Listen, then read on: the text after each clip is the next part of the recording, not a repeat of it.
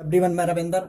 Applied mechanics के इस video lecture में आज एक नई यूनिट को स्टार्ट करते हैं जिसका नाम है मोमेंट ऑफ इनर्शिया, जड़त्व आघूर्ण। ठीक है, तो यहाँ पर हमें कुछ ये टॉपिक कवर करने हैं। इसमें पहला टॉपिक हम स्टार्ट करते हैं। जड़त्व क्या है? तो हमने पढ़ा है कि न्यूटन के गतिविषय का प्रथम नियम, उसी को हम जड़त्व का नियम कहते हैं। तो जड़त्व का नियम है क्या कि प्रत्येक वस्तु, इस संसार में प्रत्येक वस्तु अपनी अवस्था परिवर्तन का विरोध करती है। ये जड़त्व का नियम है। अर्थात हम कह सकते हैं कि प्रत्येक वस्तु में एक विशेष प्रकार के गुण होता है जिसके कारण वह पिंड अपनी अवस्था परिवर्तन का विरोध करता है या कोई वस्तु करती है, तो उस विशेष गुण को ही हम जड़त्व कहते हैं। तो जड़त्व का जो मान है वो डिपेंड करता है वस्तु के द्रव्यमान पर, कि वस्तु का द्रव्यमान क्या है उस पर जड़त्व का मान डिपेंड करता है। यहाँ पर संक्षिप्त में बलाघूर्ण को देख लेते हैं। आप लोग पढ़ चुके हैं बलाघूर्ण के बारे में कि बलाघूर्ण क्या होता है। ठीक है, बलाघूर्ण किसी पिंड पर किसी बल का घूर्ण इफेक्ट बलाघूर्ण कहलाता है। कि कोई पिंड है, उस पर कोई एक्सटर्नल अगर फोर्स लगाएं किसी निश्चित बिंदु के प्रति, अगर वो पिंड घूमने के लिए स्वतंत्र है तो उस भारे बल का उस पिंड पर जो घूर्ण इफेक्ट होगा उसको बलाघूर्ण कहते हैं। पढ़ चुके हैं आप पहले। तो बलाघूर्ण के लिए हम सिंपली, बलाघूर्ण हमारे पास क्या होता है, F × x न्यूटन मीटर। ठीक है, तो बल आघूर्ण को हम बल का प्रथम आघूर्ण भी कहते हैं, यानी प्रथम आघूर्ण, बल का प्रथम आघूर्ण। जो बल आघूर्ण है इसको हम बल का प्रथम आघूर्ण भी बोलते हैं। अब यहाँ पर हम चर्चा करेंगे जड़त्व आघूर्ण की। तो जड़त्व आघूर्ण को हम बल का द्वितीय आघूर्ण भी बोलते हैं। ठीक है, यानी बल का द्वितीय आघूर्ण। तो मोमेंट ऑफ इनर्शिया है क्या? बल आघूर्ण का आघूर्ण है ना, बल आघूर्ण का आघूर्ण। यानी बल आघूर्ण क्या होता है? बल गुणा x है ना, F × x। ये फार्मूला होता है यहाँ पर। अभी इसकी डेफिनेशन मैं बताऊंगा, लेकिन पहले डेफिनेशन पर पहुंचने से पहले थोड़ा सा ध्यान दें। ठीक है, बल आघूर्ण F × x। तो मोमेंट ऑफ इनर्शिया क्या होती है? बल का द्वितीय आघूर्ण। ठीक है, तो बल आघूर्ण गुणे x, या फिर आप ऐसे कह सकते हैं कि बल का प्रथम आघूर्ण ये हो गया। अब इसका फिर से आघूर्ण ले लें। ठीक है, तो आपका गुण का आघूर्ण जब हम लेते हैं तो वो हमारे पास मोमेंट ऑफ इनर्शिया या बल का द्वितीय आघूर्ण। ठीक, तो यहां पर हमने यही किया है, मोमेंट ऑफ इनर्शिया बल आघूर्ण का आघूर्ण। ठीक है, F × x, बल आघूर्ण का फार्मूला होता है × x, तो F × x²। तो बल आघूर्ण का आघूर्ण ये हमारे पास बल का द्वितीय आघूर्ण या मोमेंट ऑफ इनर्शिया कहलाती है। इसको हम बल का द्वितीय आघूर्ण भी कहते हैं। तो डेफिनेशन इसकी है, किसी निश्चित बिंदु के प्रति घूमती हुई वस्तु का वह गुण जो उसकी घूर्णन गति में परिवर्तन का विरोध करता है, वस्तु का घूर्णन अक्ष के प्रति जड़त्व आघूर्ण कहलाता है। जड़त्व तथा जड़त्व आघूर्ण में अंतर। ये जड़त्व और जड़त्व आघूर्ण में अंतर क्या होता है? तो जड़त्व क्या करता है, किसी पिंड का वह गुण होता है, किसी पिंड का वह गुण जो रैखिक गति परिवर्तन का विरोध करता है। जड़त्व आघूर्ण यानी किसी पिंड का वह गुण जो घूर्णन गति परिवर्तन का विरोध करता है। दोनों में अंतर समझ में आ गया? यहाँ सिर्फ रैखिक गति और यहाँ पर घूर्णन गति परिवर्तन का विरोध करता है। यहाँ पर दूसरा है, ये पिंड के द्रव्यमान पर निर्भर करता है। जड़त्व किस पे निर्भर करता है? पिंड के द्रव्यमान पर निर्भर करता है। जबकि जड़त्व आघूर्ण पिंड के द्रव्यमान के साथ साथ घूर्णन अक्ष के प्रति द्रव्यमान के वितरण पर निर्भर करता है। किस पर? द्रव्यमान के वितरण पर भी निर्भर करता है। ये यहाँ पर इन दोनों में अंतर है। तो यहाँ मेनली हम 2 टाइप के जड़त्व आघूर्ण देखेंगे। सबसे पहला क्षेत्रफल का जड़त्व आघूर्ण है ना। तो क्षेत्रफल का जड़त्व आघूर्ण हमने सिंपली अभी थोड़ी देर पहले डेफिनेशन में पढ़ा था कि मोमेंट ऑफ इनर्शिया, इसको mi से रिप्रेजेंट करते हैं, F × x²। यानी ये हमने निकाला था बल का द्वितीय आघूर्ण, बल का द्वितीय आघूर्ण या फिर बल आघूर्ण का आघूर्ण है ना। तो हमारे पास ये फार्मूला था। इस फार्मूले में F को हम रिप्लेस कर देते हैं A से, क्षेत्रफल से रिप्लेस करते हैं। तो इस फार्मूले में F की जगह पे क्षेत्रफल लगा देते हैं, तो हमारे पास ये क्षेत्रफल का जड़त्व आघूर्ण बन जाता है। क्षेत्रफल का जड़त्व आघूर्ण यानी moment of inertia of area का है ना। तो A × x², इसको क्षेत्रफल का द्वितीय आघूर्ण भी बोलते हैं। दूसरा हमारे पास फार्मूला क्या बनेगा?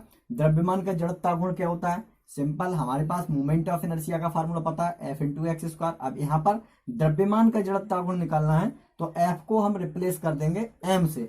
तो यहाँ पर हमारे पास moment of inertia m into X square. तो इसको हम क्या बोलते हैं, द्रव्यमान का द्वितीय आघूर्ण। ठीक है, इसको द्रव्यमान का द्वितीय आघूर्ण भी बोलते हैं। यह एक छोटा सा डेरिवेशन कर लेते हैं। समतल क्षेत्र के क्षेत्रफल का जड़त्व गुण, किसी समतल क्षेत्र के क्षेत्रफल का हमें जड़त्व गुण निकालना है। तो इसके लिए हम यह मान लेते हैं कि हमारे पास कोई एक समतल क्षेत्र है जिसका एरिया ए है, और ये समतल क्षेत्र कोई घूर्णन अक्ष ए बी के परता घूमने के लिए स्वतंत्र है। तो यहाँ पर हम ये जो समतल क्षेत्र है इसका टोटल क्षेत्रफल ए है, इसको हम छोटे छोटे क्षेत्रफलों से मिलकर बना हुआ मान सकते हैं, A1, A2, A3, A4 और भी। ठीक है, हम ये मान रहे हैं कि जो क्षेत्रफल है हमारे पास समतल क्षेत्रफल, इसका क्षेत्रफल ए है। कोई समतल क्षेत्र है जिसका क्षेत्रफल ए है, इसको हम छोटे छोटे टुकड़ों में मिलकर बना हुआ मान सकते हैं, कि कह सकते हैं ये जो क्षेत्र है वो छोटे छोटे टुकड़ों से मिलकर बना है। जहां पर हम ये मान ले रहे हैं कि ये छोटे छोटे टुकड़े हैं, इन सभी का घूर्णन अक्ष से जो डिस्टेंस है वो क्रमशः R1, R2, R3, R4, up to ये है। ठीक है, तो घूर्णन अक्ष से ये छोटे छोटे टुकड़ों का जो डिस्टेंस है घूर्णन अक्ष से, वो आपको यहां हमने कह दिया कि R1, R2, R4 ये इस तरह से है। तो यहां पर हम किसी एक एलिमेंट पर अगर विचार करें, हम ये कह दें कि हमारे पास एक छोटा सा टुकड़ा जिसका क्षेत्रफल A1 है, इसका मोमेंट ऑफ इनर्शिया इस घूर्णन अक्ष के परता कितना होगा। तो हमें पता है कि मोमेंट ऑफ इनर्शिया, हम जानते हैं कि हमारे पास फार्मूला हमने पढ़ा था कि मोमेंट ऑफ इनर्शिया किसी क्षेत्रफल के लिए होता है a इंटू एक्स स्क्वायर, ये आपने पढ़ा था। तो यहाँ पर इसी फार्मूले के यूज करेंगे। हम ए बी अक्ष के परता मोमेंट ऑफ इनर्शिया निकाल रहे हैं, तो हम कह सकते हैं कि मोमेंट ऑफ इनर्शिया को अगर आई से रिप्रेजेंट कर दें, ठीक है, आई से भी कर सकते हैं, और ये पहले एलिमेंट का है तो सफिक्स में हमने 1 लगा दिया, यानी I1 है ना। और ये कौन से टुकड़े का निकालना है, A1 क्षेत्रफल वाले का।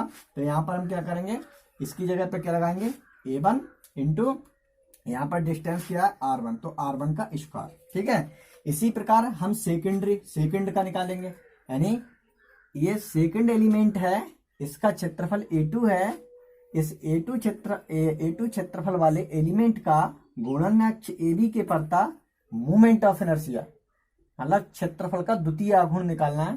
तो ये फार्मूला हम यूज करेंगे और यहाँ लिख लेंगे कि I2 equal to A2 into X square. ठीक है, इसी तरह से I3 के लिए हो जाएगा A3 R3 का स्क्वायर, इसी तरह I4 का हो जाएगा A4 R4 का स्क्वायर। ठीक है, इसी तरह से और भी यहाँ पर होंगे, उन सभी का इसी तरह से हो जाएगा। ठीक है, तो अब यहाँ पर हम बात करेंगे कि संपूर्ण जो हमारे पास टोटल क्षेत्र है, उस क्षेत्र का इस घूर्णन अक्ष AB के परता आघूर्ण हमें निकालना है। ठीक है, तो हम क्या कह रहे हैं, संपूर्ण क्षेत्र का, यानी संपूर्ण क्षेत्र का घूर्णन अक्ष AB के परता आघूर्ण निकालना है। तो हम यहाँ पर क्या करेंगे, जड़त्वाघूर्ण के लिए AB बराबर, हम सभी छोटे छोटे जो टुकड़े हैं इन सभी टुकड़ों का द्वितीय आघूर्ण, क्षेत्रफल का द्वितीय आघूर्ण AB अक्ष के परता जोड़ लें, तो वो हमारे पास होल बॉडी का, यानी होल सेक्शन का मोमेंट ऑफ इनर्शिया आ जाएगा। तो यहाँ पर मैं कह सकता हूँ IAB बराबर I1 plus I2 plus I3 plus I4 plus up to, अगर मैं इस तरह से कर दूं तो मुझे होल सेक्शन का मोमेंट ऑफ इनर्शिया यहाँ मिल जाए। तो यहाँ पर I1, I2, I3 और I4 की वैल्यू लगा देते हैं। तो होल सेक्शन का अक्ष AB के परता, यानी घूर्णन अक्ष AB के परता होल सेक्शन का मोमेंट ऑफ इनर्शिया निकालने के लिए यहाँ पर ये सभी वैल्यू लगा दी, इसमें I1, I2, I3 की जो वैल्यू मैंने निकाली थी यहाँ लगा दी। और यहाँ पर हम चाहें तो यूज कर सकते हैं इसके लिए summation of I from to 1 I equal to 1 from to N।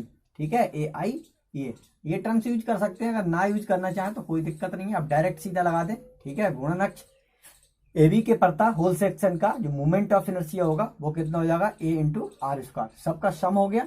तो यहाँ पर हम ये बस फार्मूले की तरह यूज करेंगे, या फिर इसके लिए हम डायरेक्ट यूज करेंगे। ठीक है, I बराबर या MI बराबर, ठीक है, sigma A into X square या आर स्क्वायर। ठीक है, ये फार्मूला आपको ध्यान रखना पड़ेगा।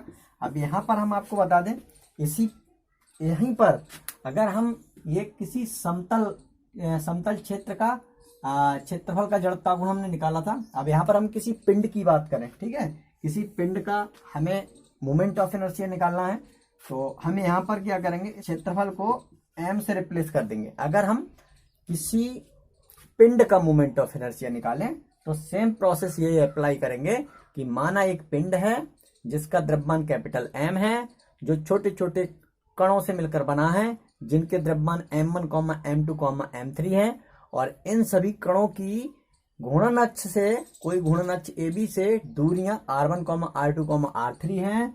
तो यहाँ पर एक किसी पर्टिकुलर पार्टिकल M1 का जो मोमेंट ऑफ इनर्शिया घूर्णन अक्ष AB के पड़ता निकालेंगे, वो हम यहाँ पर M1 R1 का स्क्वायर करेंगे, यहाँ पर M2 R2 का स्क्वायर करेंगे और यहाँ पर ऐड करेंगे तो हमारे पास ये निकल के यहाँ आएगा, जो निकल के आएगा बस यहाँ पर M आ जाएगा। तो हम यहाँ भी कह सकते हैं A को अगर रिप्लेस M से कर दें डायरेक्ट तो सिग्मा M R स्क्वायर। तो हमें ये किसी पिंड के लिए मोमेंट ऑफ इनर्शिया याद रखना है और ये किसी क्षेत्रफल, किसी क्षेत्र या किसी प्लेन का, ठीक है, मोमेंट ऑफ इनर्शिया आपको ध्यान रखना।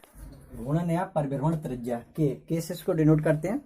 तो घूर्णन त्रिज्या क्या होती है ये आप लोग फिजिक्स में पढ़ चुके हैं।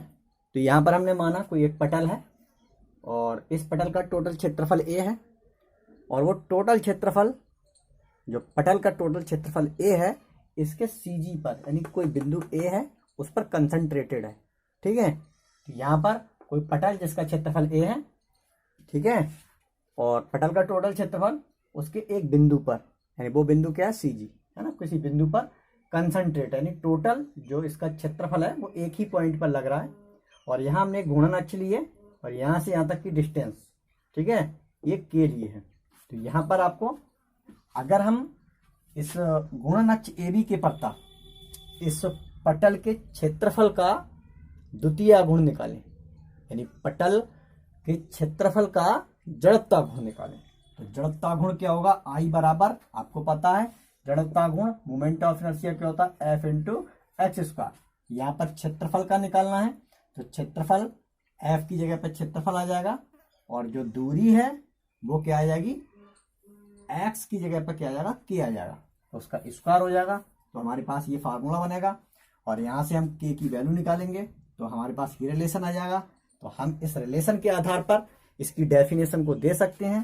तो डेफिनेशन क्या होगी, किसी अक्ष के पड़ता पटल की घूर्णन त्रिज्या उसी अक्ष के सापेक्ष पटल का जड़त्वाघूर्ण I तथा उसके संपूर्ण क्षेत्रफल A के अनुपात के वर्गमूल के बराबर होती है, यानी K जो है उसको हमने इस यहाँ पर डिफाइन कर दिया। तो घूर्णन त्रिज्या को हम यहाँ पर जान चुके हैं। तो अगले वीडियो लेक्चर में हम जानेंगे theorem of parallel axis and theorem of perpendicular axis, ठीक है, जो कि इस चैप्टर में बहुत ही महत्वपूर्ण है। इस वीडियो का साइज बड़ा हो जाएगा, बस यहाँ पर इतना ही स्टॉप करते हैं। Thank you.